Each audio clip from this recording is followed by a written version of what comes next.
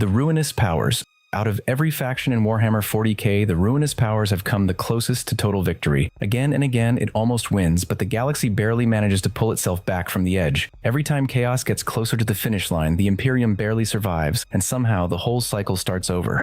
Every other faction has to conquer the galaxy. Chaos is fed by the galaxy exactly as it is, and that's what makes it so dangerous. Every war and every soul lost to despair makes Chaos stronger. The biggest turning point came during the fall of Cadia. At the end of the 13th Black Crusade, Abaddon crashed the shattered Blackstone fortress Will of Eternity into the planet itself. Cadia was destroyed and the Great Rift ripped across the galaxy. In a single afternoon, Chaos achieved what 10,000 years of war never could.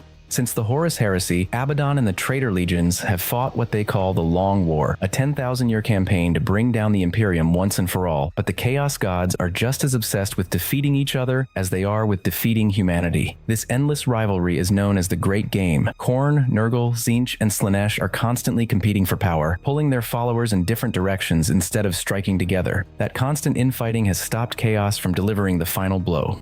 Among Warhammer fans, Chaos is usually seen as the frontrunner. It's the faction already winning on points. Every invasion and every major crisis still feeds the warp, making the Dark Gods stronger, so even a stalemate slowly moves the scoreboard in their favor. For humanity, even if Terra finally fell, Chaos wouldn't necessarily get the prize. Deep beneath the Golden Throne lies the Talisman of Seven Hammers, a final failsafe built by the Emperor and entrusted to Vulcan. If everything else failed, the Emperor would rather burn Terra to dust than hand it to Chaos.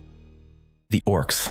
Unlike every other faction on this list, the Orks don't have a master plan. They don't dream of ruling the galaxy. They just want a good fight, and ironically, that may be exactly what makes them one of the biggest long-term threats. History has already shown what that looks like. During the Third War for Armageddon, Gajkul Thraka returned more than 5 centuries after his previous defeat with a war so explosive that more than 20 Space Marine chapters were forced to join the fray. The War of the Beast marked one of the closest the Orks have ever come to total victory. A colossal orc known only as the Beast united the biggest Waaagh the galaxy had seen since the War in Heaven. Giant attack moons appeared across the Imperium, entire sectors fell, and even Terra was threatened. The Beast was so confident that he sent ambassadors to humanity's homeworld to demand its surrender. The Imperium survived by the narrowest of margins, but the message was clear. If one orc could push humanity that close to extinction, the next one might finish the job.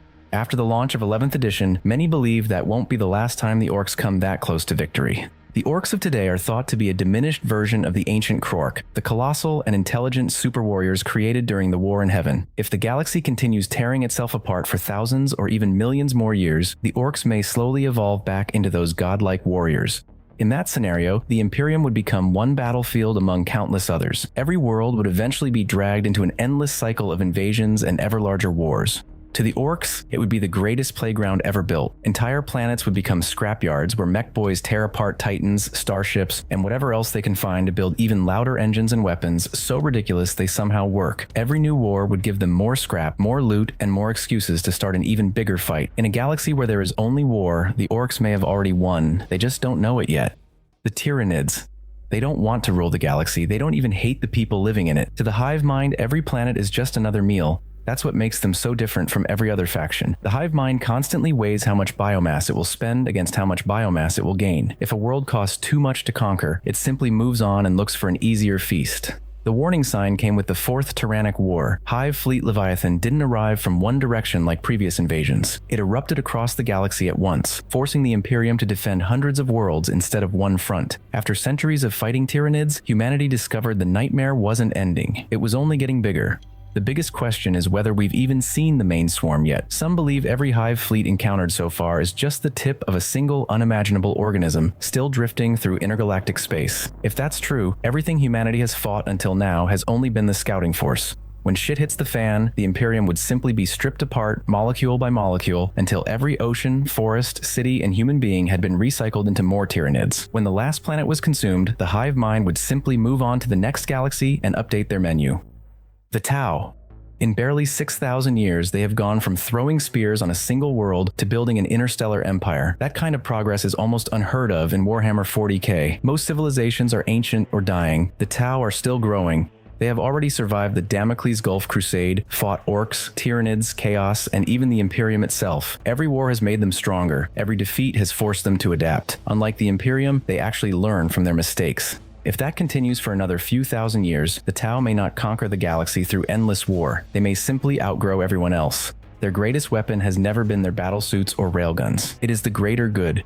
World after world would eventually be given the same choice. Join peacefully and keep your place, or resist until resistance becomes impossible. Many would choose the first option. Humanity has already shown that it can. Thousands of Guevas have fight for the Tau today. The Tau don't need to wipe everyone else out to win. They just need enough time. The galaxy would still be full of humans, Kroot, Vespid, and countless other species. They would simply no longer think of themselves as citizens of separate empires. They would become citizens of the Tau Empire. The Tau are often seen as the least bad winners. They're still an authoritarian empire, but compared to Chaos, the Tyranids, the Orks, or even the Imperium, losing to the Tau feels less like the end of the world and more like accepting a new government you never voted for. On this note, the Imperium would not end in fire. It would disappear one compliant world at a time. The Imperial Creed would fade. The Inquisition would become a memory. The God Emperor would be remembered less as humanity's divine ruler and more as a relic from a darker age. The Necrons.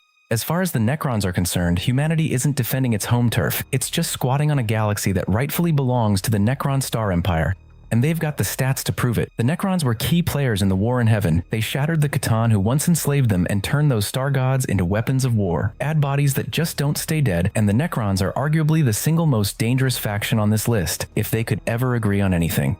The Damnos campaign shows why they can never be counted out. The Ultramarines fought the Necrons there once, returned decades later to reclaim the world, and then fought over it again during the Era Indomitus. 3 wars over the same rock, separated by years because Necrons don't stay defeated. They simply power down and wait. With the return of the Silent King and the launch of the Pariah Nexus, many Warhammer fans are starting to think the Necrons are finally making a serious move up the leaderboard. If more dynasties rally to the Silent King's call, the Necrons could transform from a collection of scattered kingdoms into a united empire in the blink of an eye.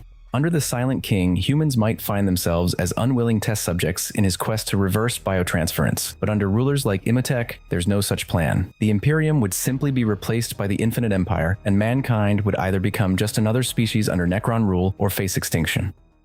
The Drukhari. Every other faction on this list survives by winning. The Drukhari survive by making sure nobody else ever does. When the fall of the Aeldari gave birth to Slaanesh, the ancestors of the Drukhari escaped into the webway and built Camorra. They discovered that the pain of others could slow the constant drain on their own souls. Stop feeding on suffering, and they begin to die. The raid known as Fire and Blood shows exactly how they play the game. The Cabal of the Black Heart struck the Imperial world of Kyoben in what looked like a simple raid. They left its defenses in ruins, destabilized the entire Loki sector, and handed Chaos a dozen new fronts to exploit. That's the Drukhari strategy in a nutshell. They don't need to win the war. They just need everyone else to keep losing it. The Drukhari are rarely picked as the faction that will dominate the galaxy. As long as the galaxy remains locked in endless war, Camorra has an endless supply of victims. In many ways, the current state of the setting already suits them perfectly. If the Drukhari ever won, Camorra wouldn't want the Imperium's throne. It would want its populations as an endless, renewable harvest of suffering. The Imperium would simply become the largest hunting ground in history. The Aeldari. They are the ultimate wildcard in the race for the galaxy. The Aeldari fall was one of the biggest disasters in galactic history, but it also created the one opportunity that could completely change the game. That wildcard is Ennead, the Aeldari god of the dead. Many believe that if Ennead fully awakens, it could destroy Slaanesh and finally free the Aeldari from the curse that has haunted them for 10,000 years. The problem is getting there. The Inari need all 5 Crone Swords to complete their plan. They have recovered 4. The final blade lies inside the Palace of Slaanesh itself, one of the most dangerous places in existence. The collapse of Craftworld Eondon shows why this gamble matters. When Hive Fleet Kraken attacked, it wiped out around 4 out of every 5 Aeldari living there. Eondon survived, but only by turning to the dead. Its Wraith constructs now fight because there simply aren't enough living warriors left to protect what remains. Many believe the Aeldari might be the faction with the most important victory condition. If Ennead succeeds and Slaanesh falls, one of Chaos's greatest weapons disappears overnight. For humanity, this is one of the rare victories that actually helps. The Imperium wouldn't be conquered, absorbed, or destroyed. It would simply find itself in a galaxy with one less nightmare waiting in the dark. The Imperium. While every other faction is trying to reshape the galaxy, humanity is simply trying to stay in the game. The Imperium has spent its entire existence playing defense.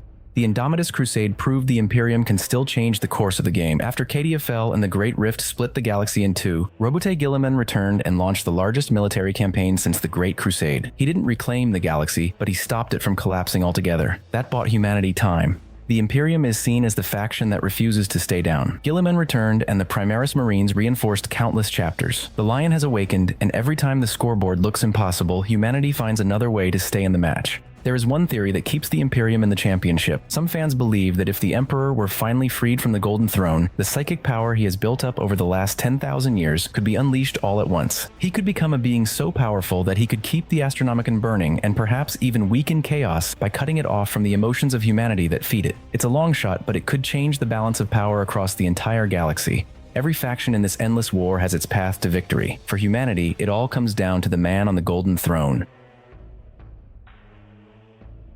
Thanks for watching until the end. Click here to check out another video and see you in the next one.